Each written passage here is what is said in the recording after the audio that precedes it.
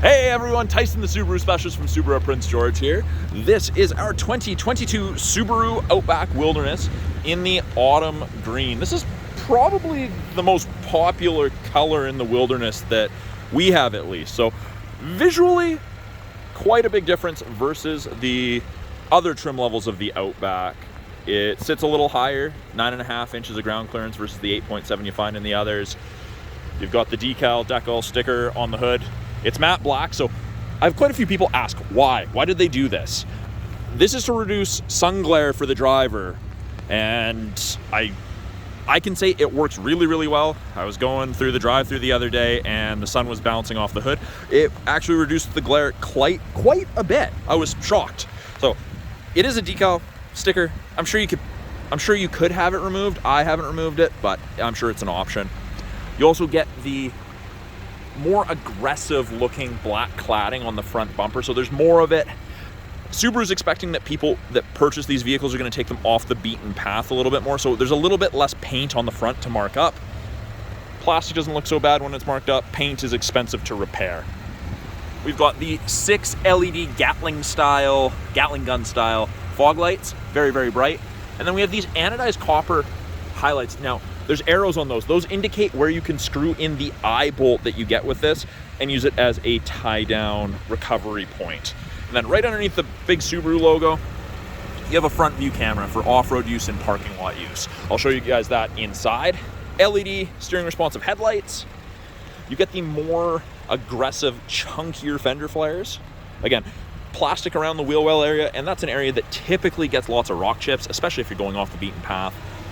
We've got the exclusive 17-inch wheels with the Yokohama Geolander AT tires. So they are actually snowflake rated. They are winter rated. They're legal for all highways in BC. We have the mud flaps, the wilderness mud flaps. And I don't know if you can see that, but there is actually mountains on those mud flaps. So they're cool. They're flexible. So they hang a little bit lower, but they give you lots of protection. And I guess the people behind you, a lot more protection if you're spitting rocks from the rear ones there. You get the wilderness badging, which is of course that anodized copper. You get the gray mirror caps. Now on the roof rack here, these indicate tie down points. So they've changed them up a little bit. You don't get the physical tie down here. The reason they've done that, and they've changed this crossbar setup, so these are exclusive roof rails for the wilderness. These are stronger. These have a much higher static load rating, and you have to get the Thule extended crossbars. So they're expecting people to put a bunch more stuff on the roof of these, rooftop tents, what have you, and they want to ensure that you're not going to run into issues with those. Down below, anodized copper Outback emblem. I really like the anodized copper with the autumn green because that green's got a little bit of brown. I think it ties in really, really well. The rear bumper is different, more black cladding, harder to mark up than the painted one. And again, these indicate a tie-down spot behind there. We do also have the backup sensors in the rear bumper. Those are those little circles. They will actually apply the brakes if it thinks you're going to hit something between speeds of 1 and 15 kilometers an hour. On this one, we have installed the trailer hitch, which is a 2-inch receiver. You have the 4-pin wiring there. You retain most of the ground clearance at the back and still have a really good departure angle with the Subaru installed hitch. Gray, black badging, more wilderness.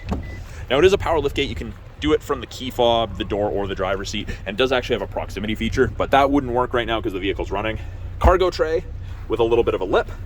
Keep any liquids contained. We've got grocery bag hooks, big hard physical tie downs. I have a couple customers that secure their scuba tanks to those. We've got a little storage cubby, a 12-volt outlet for any charging needs you may have. And these seats are already folded flat, but as you can see, there's quite a bit of storage in here. Privacy cover. That's everything from the top of the seats down. It is 2-stage, so you can keep taller items underneath and still keep them hidden. You can actually take this, and you just have to click that little button there, and you can actually lift this entire thing out, and it tucks underneath this false floor. There's a place to put it across. And with the hitch, you get the drawbar. You don't get the ball because there's a variety of ball sizes that you could use with this, but you get the bar. And that's where it would sit. Full size spare tire on a matching alloy wheel. Not many vehicles come with that. That's that eye bolt I was talking about. So you can, when you do a tire rotation on these, you can actually do a 5-tire rotation, which will clearly, well, significantly increase the lifespan of your tires. And we'd have an LED cargo light right there.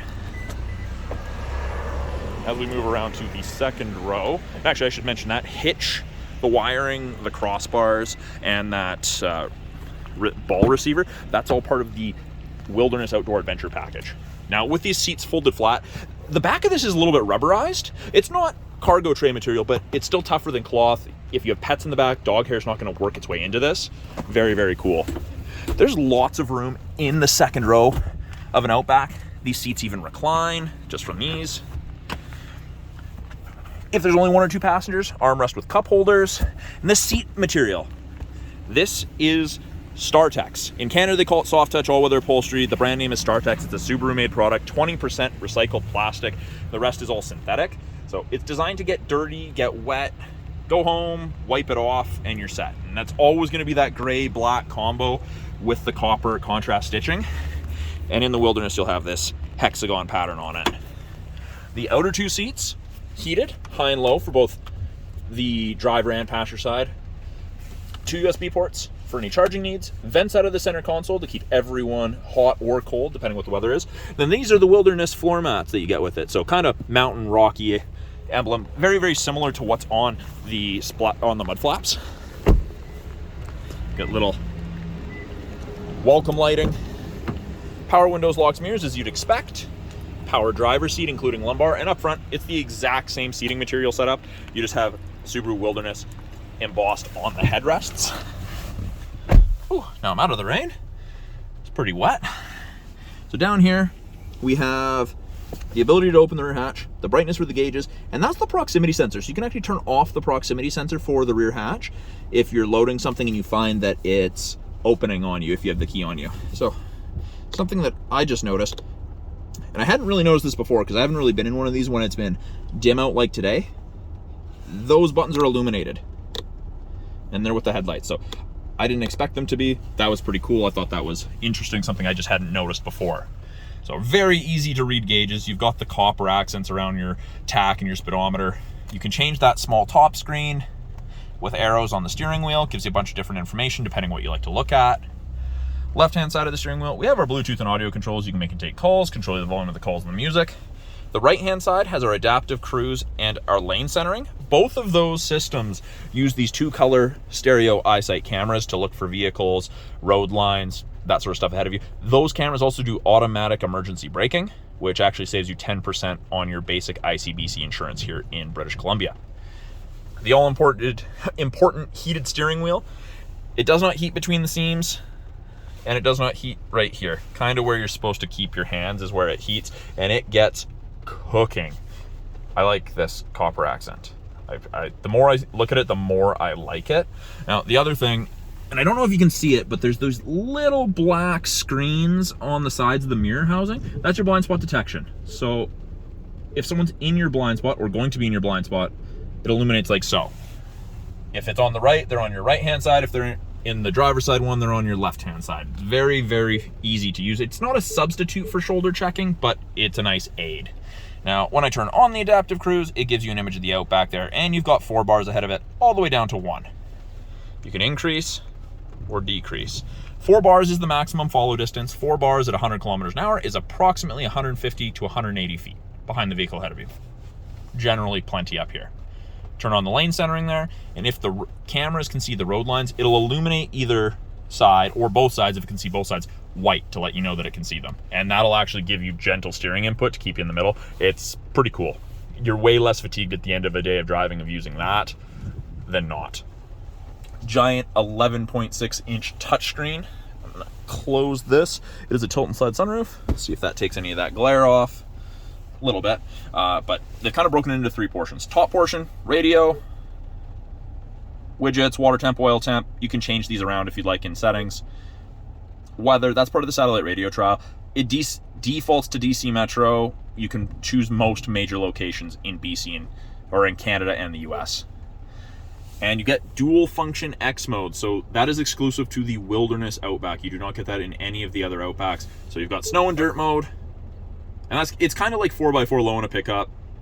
change your gear ratio, your throttle response. It's a cool feature. It locks your all-wheel drive 50-50. We've got snow and dirt mode, and then we've got deep snow and mud mode, and it comes up with deep snow and mud. When you turn on deep snow and mud, it turns off traction control to allow for excess wheel spin to chew you out of that gross situation that you're in. And then, boom, back to normal. Easy to use. The main portion for your apps, you've got all these tiles here. You've got apps, Apple CarPlay, Android Auto, the My Subaru app, settings, phone. It's your backup camera. As soon as you put it in reverse, backup camera pops up, shows you the top of the bumper. If you have a hitch and a ball, it'll show you that. Rear assist braking's on, parking sensors are on. You can clean the backup camera from being while you're inside the vehicle. It's a small thing, but it is worth it. I really, really like it. Handy in the winter here. And then you've got your front view camera. It brings up front almost 180 degrees, so you can, if you pull the nose of your Outback out between two vehicles in a parking lot, you can kind of see what's coming on either side without having to get out into traffic. And then down below we've got our climate controls. So it is dual zone. You still have physical buttons for temperature on either side, or press and you can just drag. I'm going to leave it there. I'm going to turn down my heated seat though, because it is a little warm. Now if the passenger wants a separate temperature, all they do is that. And then you've got two separate temperatures. Passenger is getting out, and the driver wants it back to just one temperature. Doesn't want to have to fiddle with those buttons on that. Reach, just press sync. The passenger side also has a sync button, so they can do it if they want to be courteous to you getting out as well. Parking brake. Foot has to be on the brake, depressing it to have it go off.